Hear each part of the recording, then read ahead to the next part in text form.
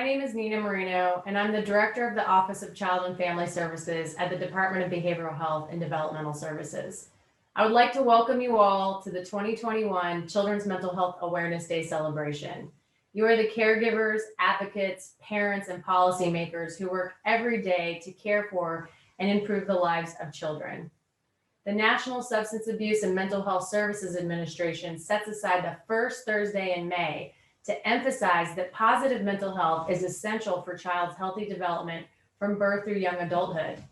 This day gives us the opportunity to renew our commitment to prevention of mental health issues before they develop in children, intervening as early as possible with children who might be at risk of adverse childhood events, traumatic stress, or other developmental factors. And we know that 1 out of every 5 children experiences a mental health issue in any given year, and 1 out of 10 of those children will have a severe mental health issue.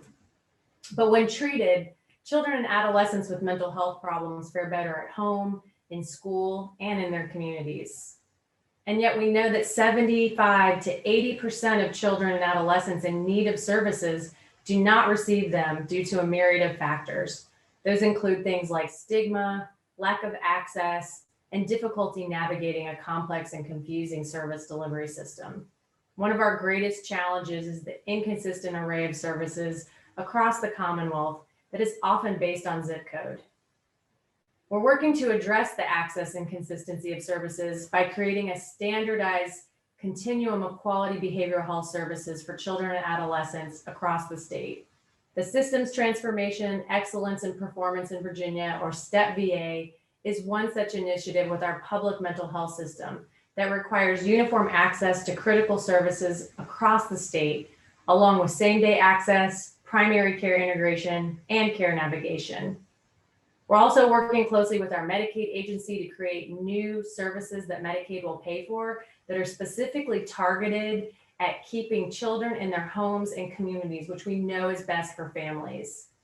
And other areas of progress include improved access to crisis services through mobile crisis, which allows us to come to wherever the family would like at the frequency and schedule to meet the family's needs in order to intervene in crisis situations earlier on.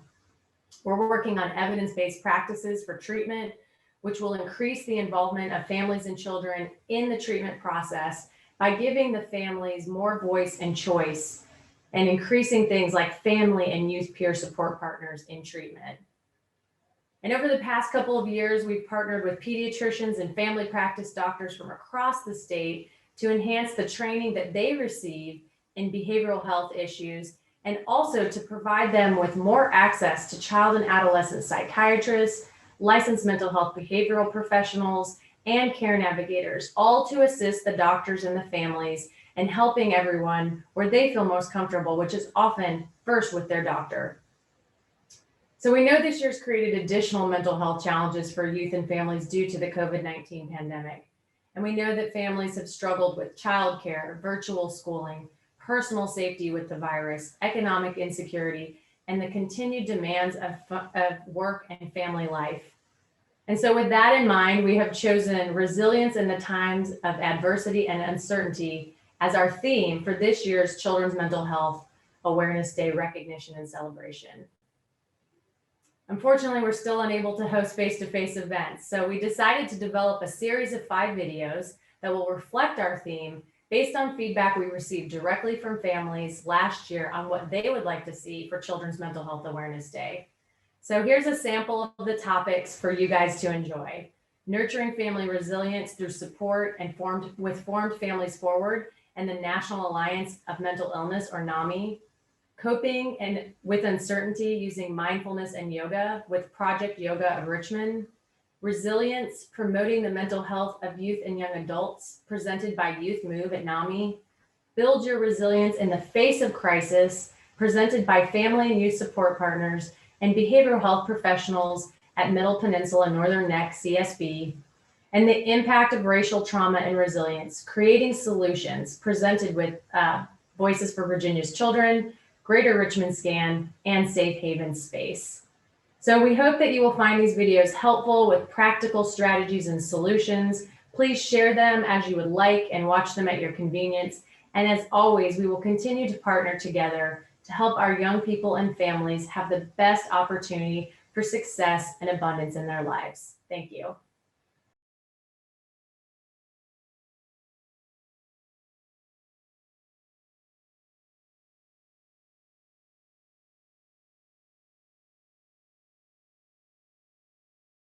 Hi, everyone. Give me 1 second. Let me share my screen.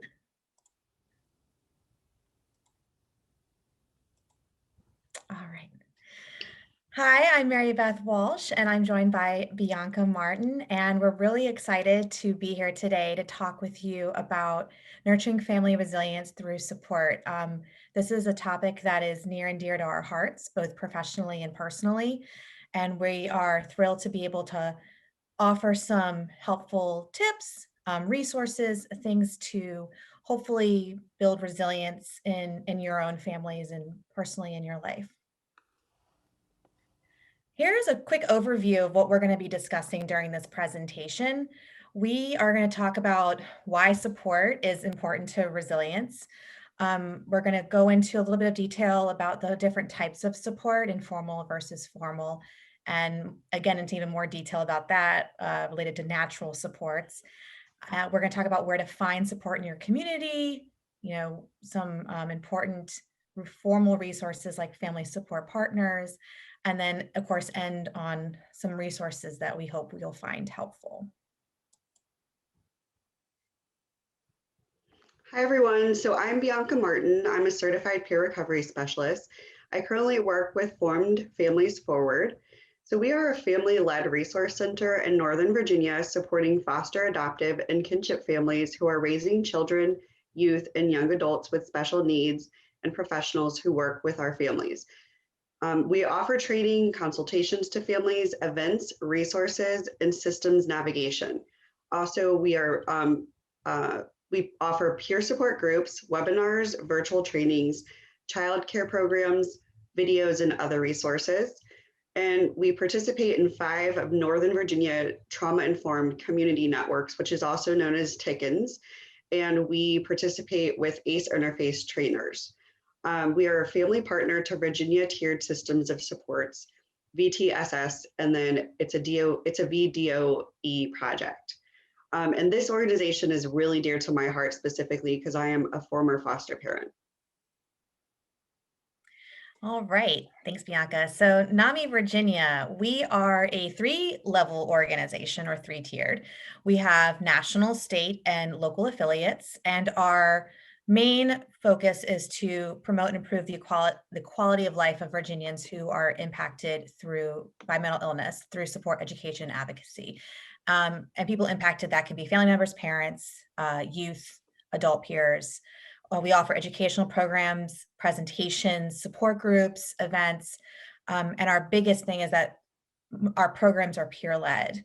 We also house what's called the Virginia Family Network, and this is a statewide network through a contract with the Department of Behavioral Health and Developmental Services to offer connection and support to specifically parents of children and youth who are living with or have mental health challenges.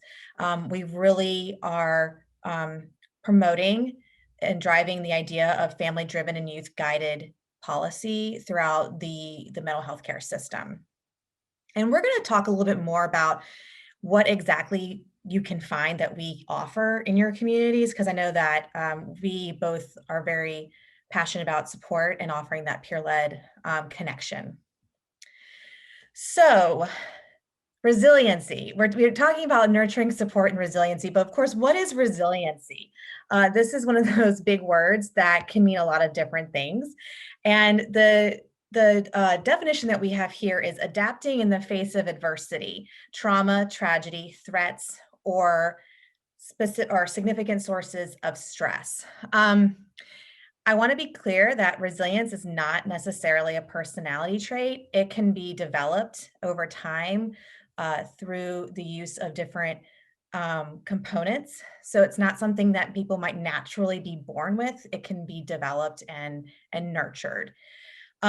Increasing resilience, it probably for some I'm not speaking for all, but probably for some, doesn't happen overnight. It can take time and intentionality to really want to build that resiliency. So it's something that, especially if you're in a crisis in the moment, you're probably not thinking like, how am I going to build my resiliency right now? You're waiting to get out of it. But once you have those skills, it can be really a helpful tool. And then we talk about building resiliency again, takes time and intentionality. So what are some ways that we can build resilience? There are many components, and we could potentially do an entire presentation just on resilience and building resilience. But we want to really hone in on what we really want to focus on, which is the support aspect. So the component we're going to talk about are those protective factors. So what are protective factors?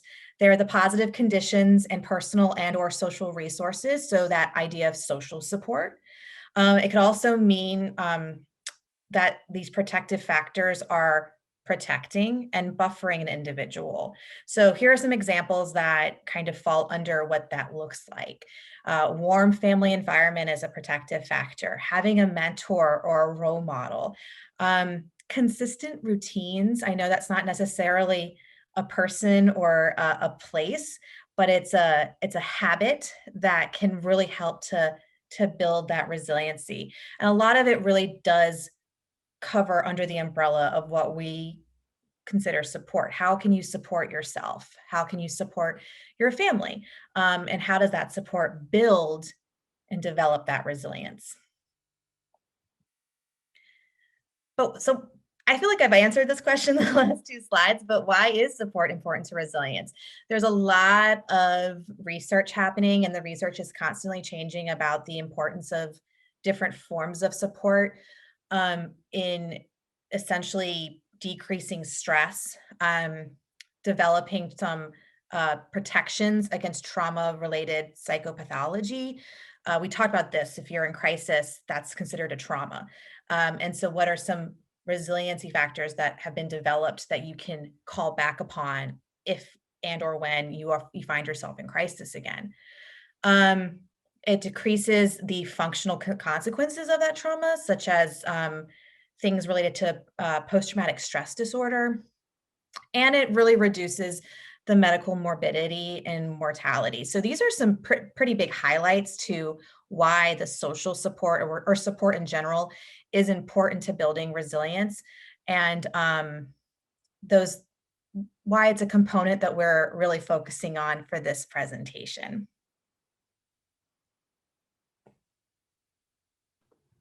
Thank you so much, Mary Beth, for explaining the resilience factor and how important it is. So now we're going to review the types of support that exist, which are formal and versus informal supports.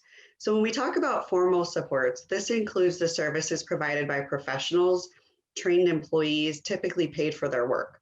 So formal supports work in tandem with informal supports. They are stronger together, which is really important for us to recognize. Examples of formal supports are family support partners, peer support specialists, and FACT, which we will define later on in this presentation.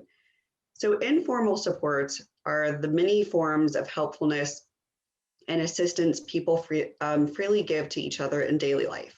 When we need some advice, help thinking through a problem, or practical assistance for a task we cannot do on our own. And then informal supports are important for safeguarding. So now we're going to talk about what natural supports are. Language changes over time, and studies have been done on different forms of what we call informal support. Natural supports are a version of how to find and develop those informal supports in our own network. When we say the words natural support, we are referring to the support system in your life, whether it be friends, family, or colleagues. These are people who you have a relationship with that you may call upon during an everyday occurrence.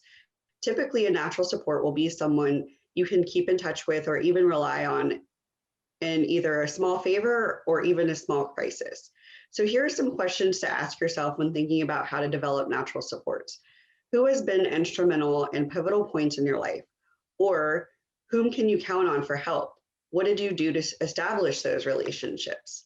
So the definition of natural supports is we refer to these as assistance that naturally flows from the associations and relationships typically developed in natural environments such as family, school, work, and community. So how do we build those support systems? Here are just a few examples.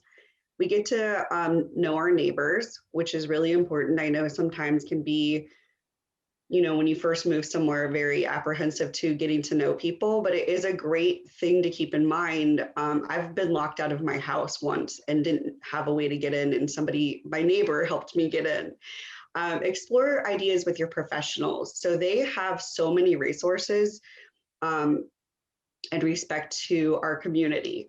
Attend a support group, and then having a hobby. When you have a hobby, you find people that have relatable interest as you, and that can spark a definite natural support.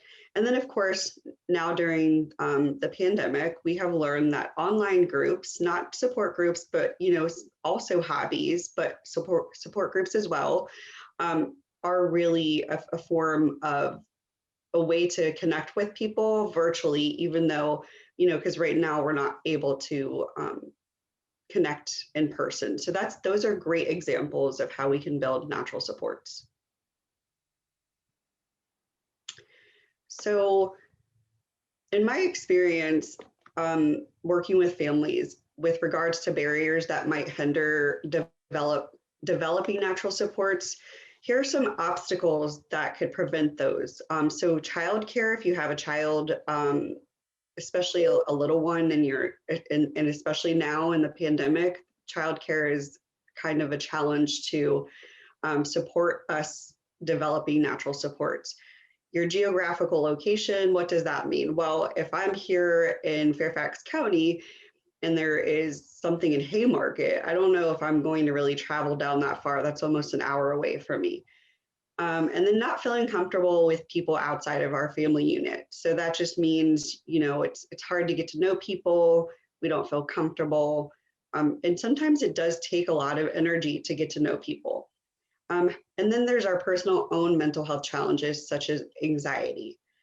I've also experienced families that have aggressive children, aggressive behavior. So they are physical, they yell, they do not have appropriate language, and that can definitely be a barrier.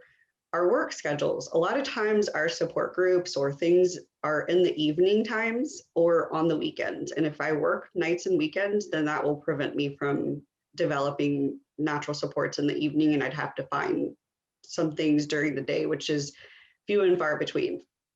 And then there's the virtual settings.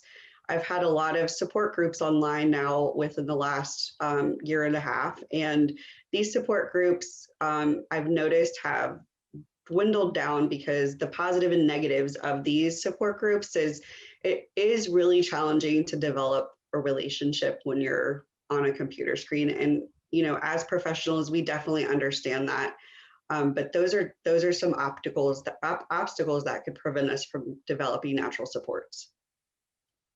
I do want to say that with regards to the obstacles, when you mentioned neighbors, I just thought of the fact that I don't think besides one house next door, going across and meeting somebody, and we've, lived in our house for 3+ years.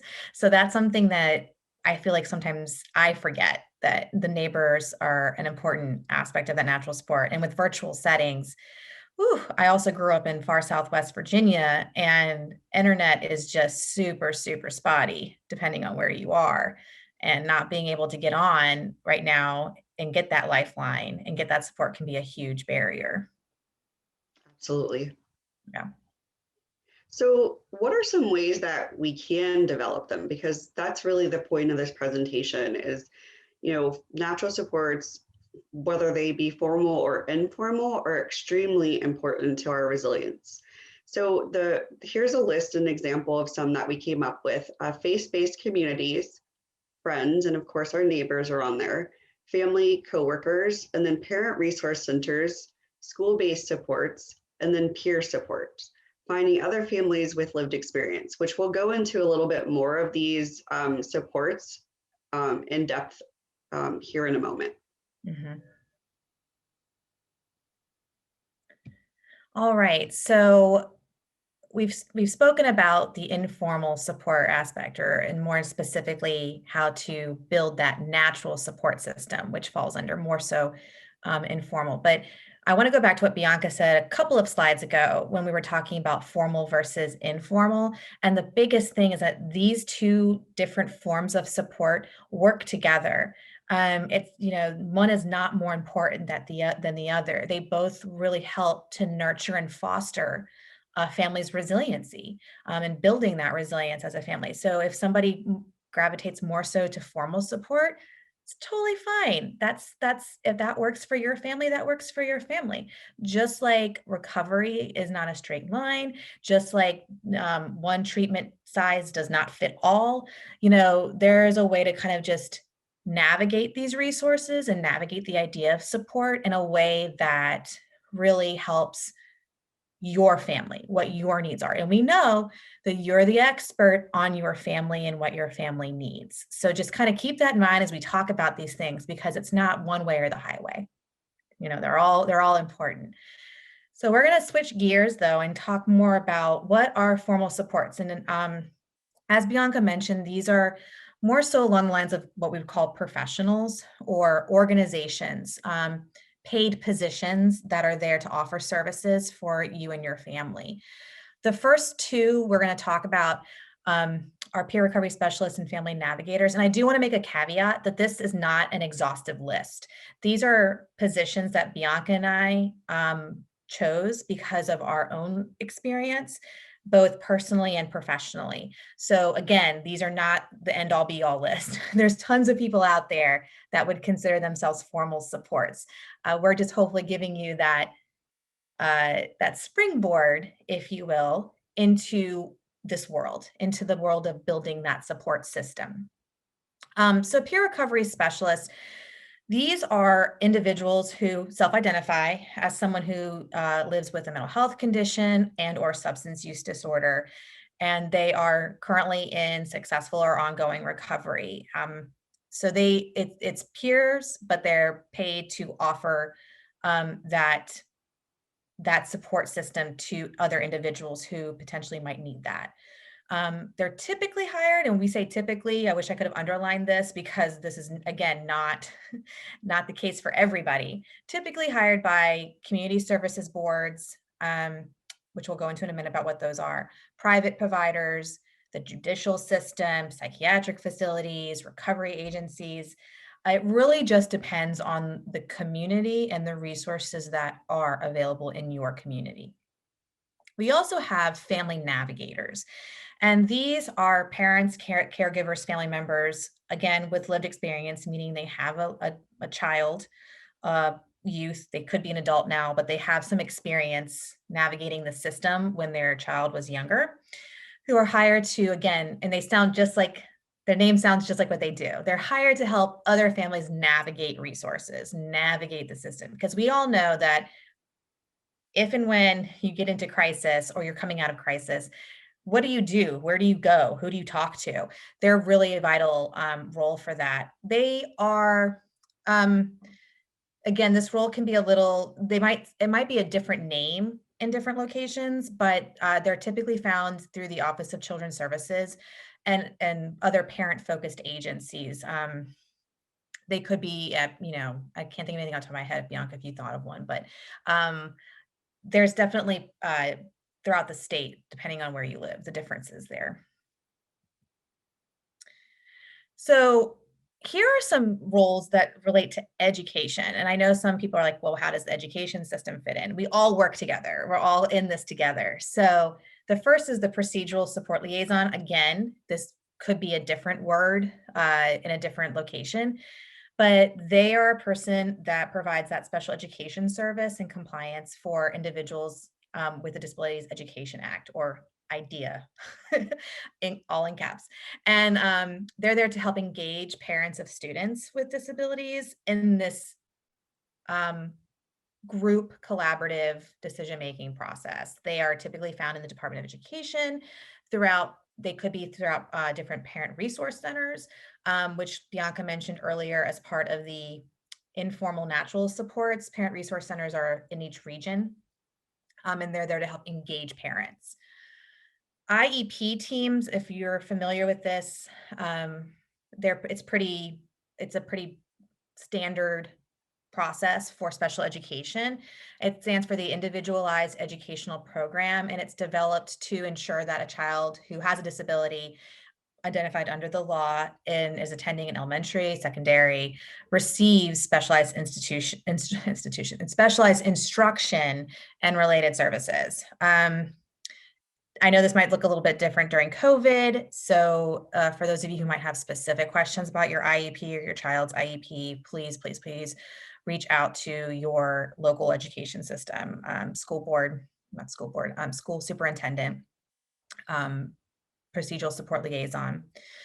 So their IEP teams are found in the education system, typically designed to include the parent or guardian, general education teacher, principal, special education teacher, counselor, social worker. I mean, school psychologists, they can be large teams, they can be small teams, but these are typically who is found. Here's a nice tidbit. A parent guardian can request a natural support to attend these meetings with them. So this again is where we see the formal and informal supports working in tandem. We have also what are called community services boards, or for short CSB. You might have heard this mentioned in the acronym a lot. CSBs are basically the mental health authority for the state of Virginia. They provide services in your locality for people of all ages who have a mental health condition, substance use disorders, and or developmental disabilities. You can locate them through the website. If you're like, where's my CSB? If you go to the VA, and we list it here, vacsb.org website, and just type in your zip code, it will pull up your closest CSB. I do want to reiterate here, though, just like with everything when we talk about in your community, services may vary depending on where you live. So just keep that in mind as you navigate that system. And then we have clinician providers, and they are who they sound like they are. They're refers to professional healthcare providers qualified in the clinical settings, physicians, therapists, psychiatrists, nurses, pediatricians, did I mention that? Anybody who might work with child in the clinical setting. So what we kind of suggest here is starting, if you have health insurance, to actually call them and ask for a list of providers in your network. That's a good starting point to get that list of people. If you don't have insurance, then absolutely contact your CSB and see what they have available for you. Okay, so now we're going to somewhat shift gears into so what funding and the umbrella, the higher umbrella of these services looks like. So we're going to start with Children's Services Act, which is also stands, or the short is CSA. And this is a law enacted in 1993 that established a single state pool of funds to support services for eligible youth and families. So state funds combined with local community funds are managed by local interagency aid teams who plan and oversee services to youth. So they are a major contributor, to supporting the system of care in Virginia. On more information about that, there is a website there, or a link, that you can have way more information than this small definition of what the CSA is.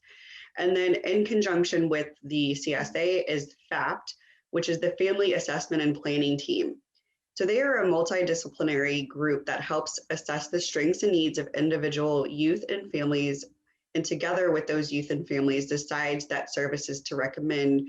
They prepare a plan and monitors progress towards accomplishing goals. This is also known as the wraparound process, and they're typically found working with team members that include parents and guardians, which is a huge part of the team, staff from community service boards, court systems, the Department of Social Services, public school system, and then private providers.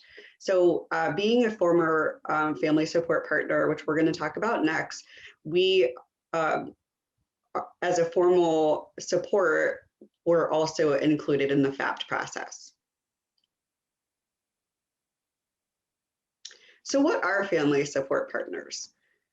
We want to take a moment just to highlight that what a formal support looks like. And we feel that family support partners plays a really big role in developing resiliency among families. And so what does that mean? So the definition of a parent or family support partner is the focus of the service is on empowering parents and caregivers to parent and advocate for their child or youth with emotional, developmental, behavioral, substance use, or mental health concerns. So the scope of the service includes assisting and supporting family members to navigate through multiple agencies and human services systems. So an example is their basic needs, health, behavioral health, education systems, social services, and even there's what's missing here that I see is even medical, like if there's medical resources that they might need. And of course, behavioral falls under the psychiatric or mental health support and resources.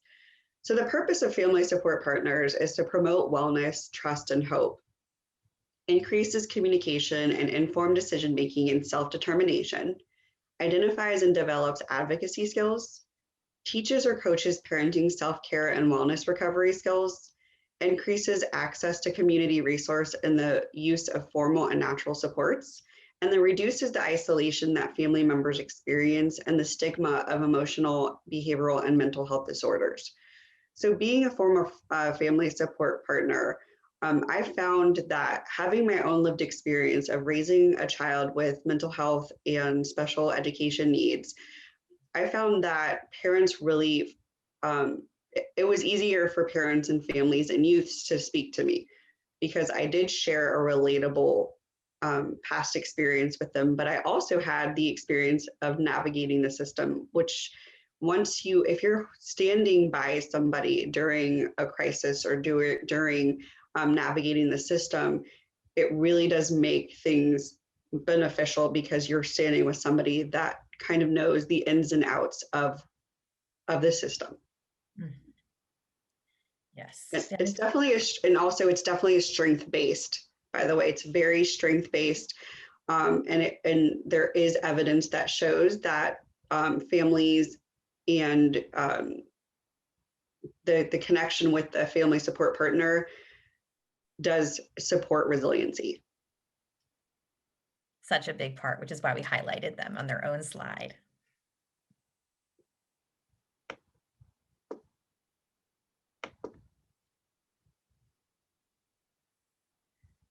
So finding formal support in your community. We kind of touched on this a little bit as we went through the different roles, but to kind of piggyback off the family support partner one, where do you find family support partners? Because we just gave them their own slide and really honed in on their special skills and abilities to build that support and resilience in families. Here are a few options. Again, I just keep wanting to reiterate this, not the end all be all. Every community is different. But family support partners are typically found in CSBs, wraparound services, which Bianca might be able to go into a little bit more detail about what that actually means, intensive care coordination, and then they can potentially self-refer in specific localities, again, just depending on where you live. And I mentioned other community-based services, different family-led organizations. And Bianca, do you want to really quickly talk about what wraparound services are in case families, that's the first time they've heard this through this presentation? Sure, absolutely. So wraparound really just means professionals or non-professionals that wrap around the family to provide services and resources in the community. So like we listed earlier with the FAPT or with the IEP team, the wraparound services, they really become formal when FAPT is involved, which is the Family and Planning Assessment Team. And that, like I said, is funded by the CSA. So those services could include an ICC or intensive care coordinator, a family support partner, a psychiatrist, a therapist, or a clinician. The school can be involved. So the wraparound really just means kind of what it is or what it says is we wrap around the family to ensure the best health and wellness of the family. Awesome, thank you. Moving on to some other ways to find formal supports. Contacting your local community services board, we talked about how to do that. and just requesting from them what services are available in your community. Again, they might look different depending on where you live. Another resource is to contact your local Department of Social Services. Many times people are unaware that, our families aren't aware that they offer services outside of the standard typical, like just foster care related. They have a lot of different services that families can potentially tap into that can be of use to their family at that moment. Again, reaching out to your current providers, your child's current pediatrician, clinician, therapist, just to see what they know. There is that small network of people that know each other within a community. And by just asking a question, reaching out, it might be surprising as to what comes back to you. What list of services were there that you just had no idea were available, supports that really are helpful for your family and your child. Discussing special education needs with your child's school. We talked about that earlier as well, but just bringing that conversation up and seeing, maybe what the school might be seeing, what the school might be offering. And then checking to see if your locality has the Children's Services Act services available, things that are, again, paid for through that law. And inquire if you qualify for the family assessment and planning team. So that's something to really think about as you're developing these formal supports and creating that network for yourself and your family and your child, where to kind of start. And hopefully this will just keep expanding as you go through the process.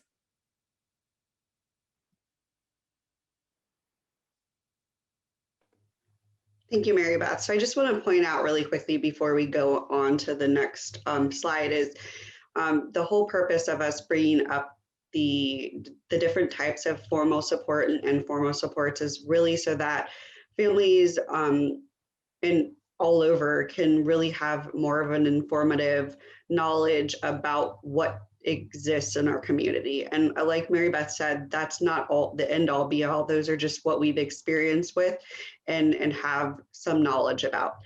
So we both come from organizations whose mission is to support families in whatever capacity, formal or informal. So we want to take a minute and highlight the options available for parents and Formed Families Forward and Virginia Family Network that you can access in your community. So for Formed Families Forward programming, we have a Stronger Together peer support group for parents, caregivers, and in conjunction, like at the same time, simultaneously, youth and young adults. Right now, the caregiver support group is virtual and the young adults and youth are in person, and that's a bi-weekly group. We also have coming up in June a Formed Families Together group for foster adoptive parents of kinship caregivers. So that would be adult only. And I think because of COVID changing so drastically and the CDC guidelines, we are going to try to do that in person in June. So we'll see how that goes. And then expert consultations, we offer a resource directory on our website, which has, right now, I think it has hundreds of physicians and providers, services, therapeutic care. The list is really, really long, and it's also trauma informed and based off locality. Then we also provide resource navigation, and then of course, online and in-person events that we actually have a Spring Forward event tomorrow for our families that are foster adoptive kinship, but we have them very often. So if you're interested in joining a community that's specific to foster adoption and kinship, I highly recommend you visiting our website. Great, awesome and wonderful programs. We work very closely with Formed Families Forward, and they just offer just a wealth of great opportunity for families. With Virginia Family Network, again, just to, because this was at the very beginning of the presentation, it might be confusing again. This is a contract agreement with NAMI Virginia and Department of Behavioral Health to offer services specifically for parents of children and youth. So these are some things that we do at Virginia Family Network. Currently, though, because of COVID and where we are offering everything online from the state office. This might change, but I can probably tell you it probably won't change until 2022. So we're looking at this all being online. So don't worry about it changing right away. But we do have these opportunities. So the first is our NAMI Family Support Group for parents of children under 17. This is online. And again, what makes a lot of our programming stick out is that it's peer led. So this is actually led by two family members who they themselves have a child who is living with a mental health condition. So it really brings in that peer support and helps build on any supports that you're creating for your family and yourself. We have what are called parent meetups, and these are again a more of an informal setting. So it's just bi-monthly, and it's a chance for parents to hop on, again, talk with each other.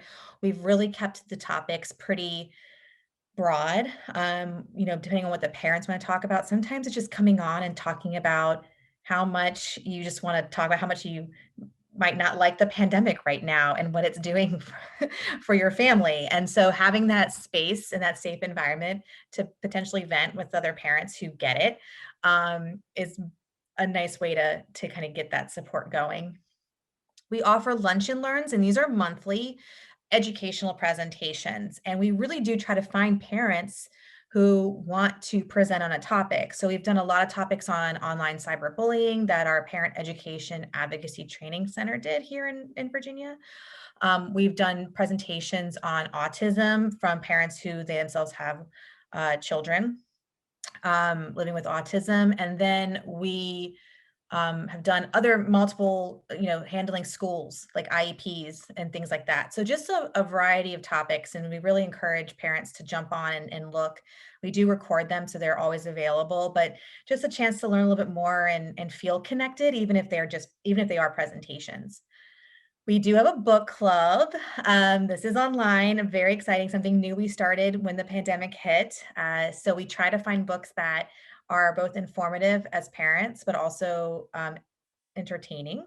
So if you're interested in joining, again, a really great opportunity for doing something for yourself in your own support. We have children's challenging behavior workshops, which are 3-day workshops. And it basically is what it says it is. It's a workshop that centers specifically around how to, learning about challenging behaviors, learning about mental health conditions manifesting in children, what to look out for, how to take care of yourself as a parent, how to navigate those challenging behaviors. So it's just a great way to get that education, but again, led by two parents, and you have a support network in that class of other parents. So it's just a great way to meet somebody.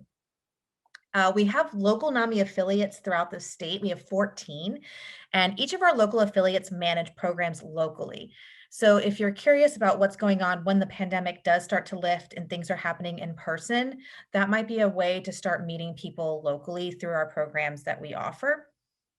And then we have finally Youth Move, and this is kind of the other side of the coin of Virginia Family Network. It's a network for youth who are impacted by mental health challenges. So the same things we do for parents, we try to do for youth, connecting them through support groups. We have youth meetups, doing educational panels on transitioning to adulthood, transitioning to college, just ways. We're doing an awesome thing for Mental Health Awareness Month. We're having an art gallery where youth and young adults can submit art about what mental health means to them or what it looks like to them. So these are just ways that we try to connect youth. We also do presentations for the schools called NAMI Ending the Silence. And that is something that where it's not only beneficial for the students to learn about warning signs, but it's also beneficial for the school staff and officials to learn about what to look out for. So this is just a snapshot. I could talk all day long about Virginia Family Network and what we do, but we just want to give you a snapshot of where to start. And, we have our information in these slides about where to go.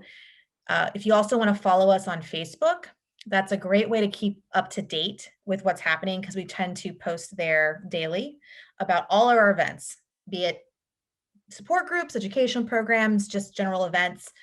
things of that nature. So really just some opportunities for you for both Foreign Families Forward and Virginia Family Network. Again, we want to leave you, and we're not sure, hopefully if you want to take a picture of this, if you're watching this, the recording, but we just want to leave you with a couple of other resources that we thought would be beneficial just to start with. We talked about Virginia Family Network. There's also the Campaign for Children's Mental Health, Children's Mental Health Resource Center. We talked about Foreign Families Forward from Bianca, the Center for Family Involvement, and then I'm Determined, which is specifically around mostly special education, but transitioning into schools, like going from secondary to post-secondary, and what that looks like. And it's very big on bringing in that youth voice as well. And then we have some national resources, because sometimes they might have something helpful in building those supports that we're not aware of or have currently on us. But we have the NAMI national level has a specific page for teens and youth that goes over different topics related to mental health that they might find useful. We also have Youth Move National, which is, again, the national chapter of what we offer statewide. There's the Child Mind Institute. They have a lot of great research and just ways to kind of educate. And then the Children's Mental Health Network. Again, this is not an exhaustive list. This is just a couple of snapshots of things that we wanted to highlight. And on that note, we just want to say thank you. We hope that this was, like as Bianca said, an introduction into support, not only why it's important to resilience, but also where to start and where to find and develop those supports, because we really are very passionate about resiliency and having families feel empowered to make decisions for their families and themselves, and to feel like they're in a connected, supportive environment, because that's really, I feel how we're going to all get stronger is by working together. And Bianca, if you wanted to say any final words about this topic. I just think from my lived experience, building my natural supports in my community and having, the most resources as possible has been really beneficial to my life, not only for me personally, but for other families I work with. But the biggest thing has been my family and my son, and seeing how resiliency in its best form and the epitome of how it definitely strengthens our relationship, our bond. And then the biggest aspect of that is when we're raising children that might have had, a traumatic experience or a trauma history. We didn't touch on ACEs, but I highly recommend you looking into ACEs in respect to trauma. But having a calm environment and the more knowledge we have as parents really does benefit our child, which then benefits his world or my child's world and the community as a whole. And so I've had a really great experience with the support that I've had and finding out more about natural supports and the importance of it. And I think when we become lived experience navigators or family support partners or certified peer recovery specialists, our main goal is to really pay it forward and spread the wealth of knowledge that we have. And so I'm really grateful for this opportunity to share my experience with everybody. And this has been a wonderful opportunity. So thank you, Virginia Tech, and thank you so much for allowing us to present to you today. Yes, thank you.